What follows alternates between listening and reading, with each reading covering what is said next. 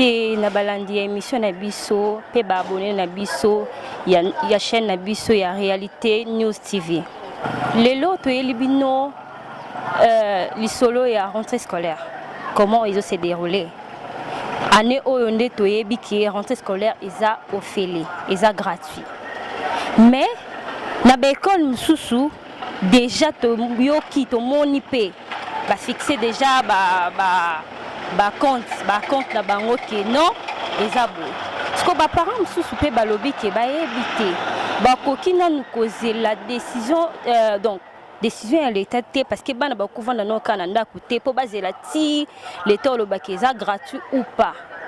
Ba éviter ba parents ko bazotuna par là bazela l'état to ba bando sala na bango déjà bana bakota déjà classe ndenge ezali mais gratuité yango pesa sur kaka école privée et pardon école l'état école privée te mais ba parents so balobi ke non moi olinga te moi ni atanga na epé bisumba po botangisa bien te ba école e comme ya bien lelo ya moi bien otoyo kareza ka ba école privée et c'est sous l'état te mais ba l'état ngonde mutu eza ya ofele parents sikoyo nini olinga atangisa na moi nene epé bisumba cette école mobo ya simanda ku malgré ça na cas gratuit mais moi non on a formation bien te par là lelo tozo kota na micro na biso toye baba vie ya ba parents nyonso tout ceux qui ezandeni ceux qui ba moni ngondenge nini tozo tambola toye ba parents nyonso tout apesa biso avis na ye so amoni ngondenge par là merci. Bonjour papa. Bonjour maman. Papa s'il vous plaît nako e ba Congo. Bon comme na Senghor Biongo. Papa Senghor na ebité soza parents okoza apé parents. Papa Senghor toza posa toye ba avis na yo. Ndenge rentrée scolaire o ezotambola par rapport ya bane o eleki na bane o yo moni on est ndeni. Bon, ndé na ebiti sikono rentrée scolaire bandité mais ndenge zo promettre.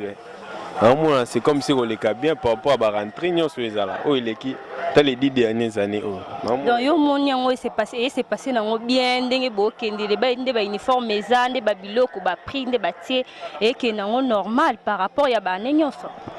Bon, ça nous sait bien par rapport à l'école né toujours que gratuité zali mais soutien na ba wenzende ba oteka ba uniforme ba fourniture wana. Mbongo e circuler nango. Mbongo e circuler te. Ezaka acheter bato par musu petit léon na bana ba bazu biloko te. Par là, ndenge batie gratuité wana sur scolarité. Siko ndenge ba école mususu ba fixer déjà ba frais ya nini ya compte. Okolo bani par là na ba école était déjà ba compte. Kasi tout dans le Congo, ce qui ministère enseignement lobike ba o déjà ba futi ba compte na bango, ba école wana zongi la bango bon, faut zongi la bango. Ezalo okolo ba gouvernement na biso nini. Bon, par rapport ya année oyo.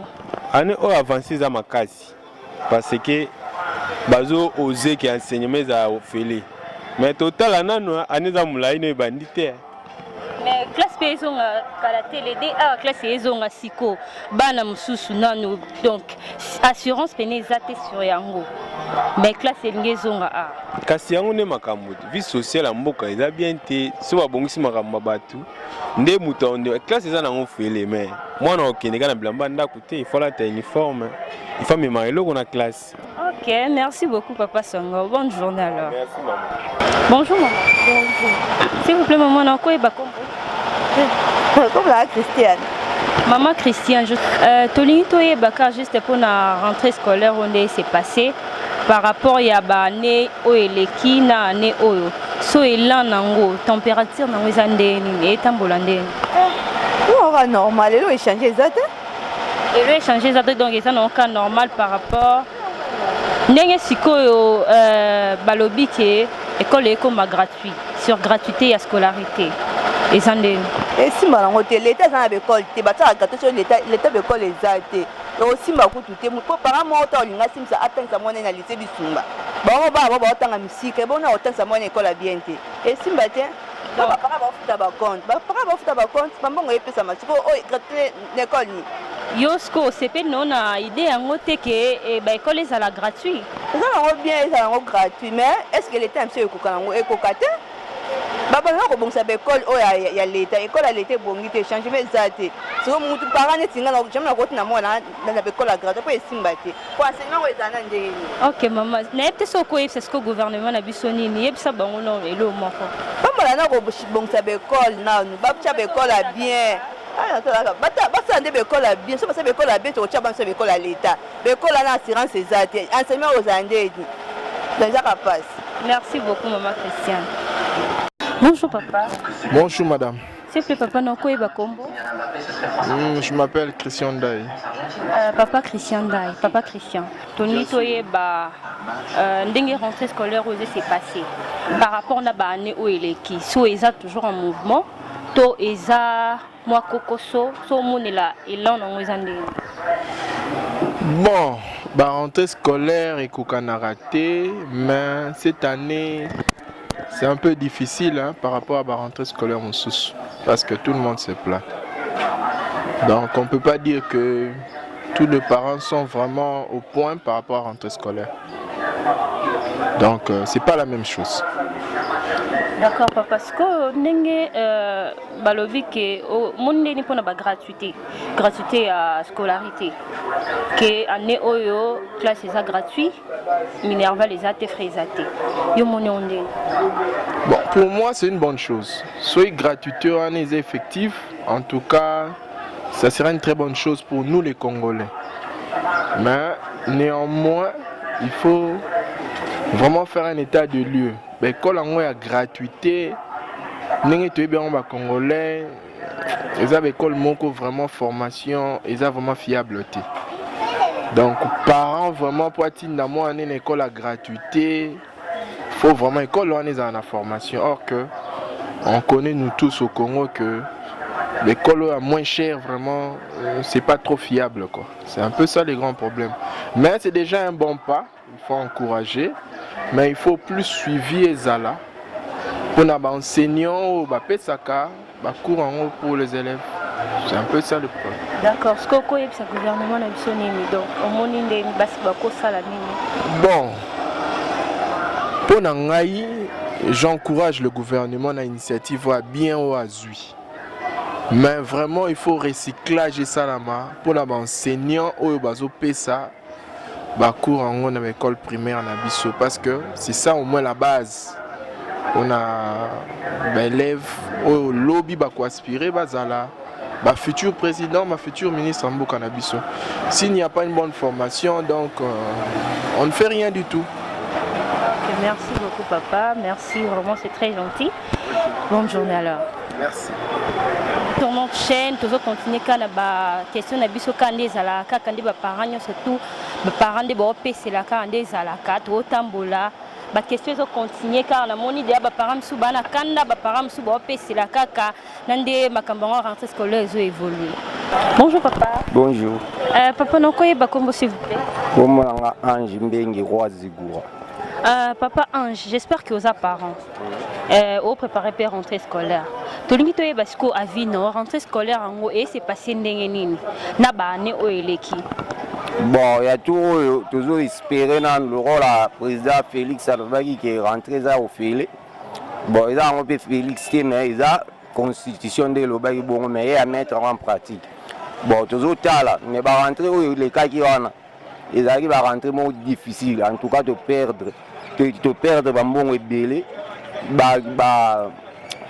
frais les gars qui belé en tout cas frais musuku to biso to yebaraté to remona parce que ma école au bâtier déjà fixé déjà frais comme ça frais dans bango ko bani pour na école wana ko ça peut gouvernement na bisoni bon pour na ba école batie ba frais to gouvernement pekisa bango apekisa ba frais wana apekisa bango na po toujours tala soki ba école aux alofele c'est que ba frais o bango ba futi ana faut ba rembourser on a ba parents ya bana. OK, merci beaucoup papa Faustin. Merci hein. Bonjour papa. Bonjour ma soeur. Papa nako e bakombo. Olivier Mouyembe. Papa Olivier. Bon papa Olivier Tony toyeba.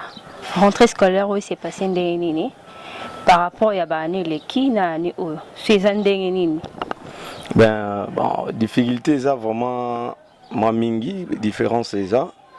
Année oyo, bon, par rapport à kit scolaire, problème, ils ont se posé mingi, l'école, ils ont commis exagéré, ils ont uniforme.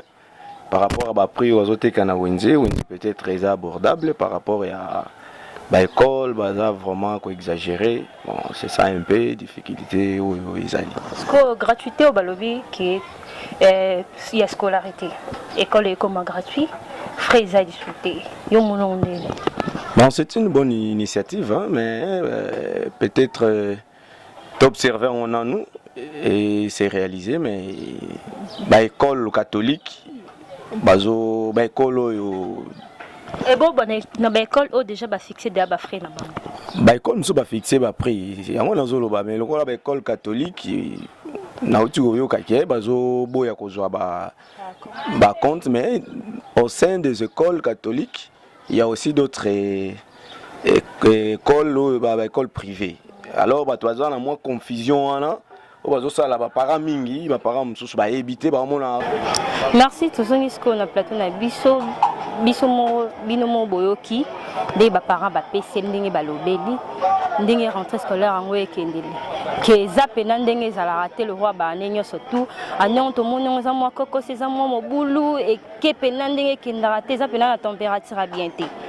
Donc par rapport ya ba année mususu année o eza na moi c'est siko par là ba parents ba éviter le rolini ba osala ceux qui battent la raka l'état to bata bana bazonga na bango classe ataku tu classe en mbongo pene malonga comme il faut ezate ndenge ezalaka na ba année nyonso na ba année misusu oto yebi eza penza bongo te donc na éviter ba parents baleli ceux qui l'état au côté la bango likambo oyo ba parents bazana ba 5 4 ba 6 bana mais classe malonga ezate ceux qui et cause à la ndenge donc année au pena ba parents balobi ba éviter ndenge nini ba ko s'en sortir na rentrée scolaire oyo ils appellent moi pas si mingi mais zamba sunga kaka. Nous sommes déjà à la fin de notre émission. To pesi merci na cameraman na biso munene wazala ki na sima ya bilili na biso Abdias Ilunga uyende mtasimba ki côté ya moi bilili. To pesi merci mingi na mokonzi na biso munene Bibish Baina Nzoi. Yende mtu asimbi moi somoni moi kande bomona quoi Bibish Baina Nzoi mbote mingi Jide Kamba place za mbote mingi H Lumière mbote mingi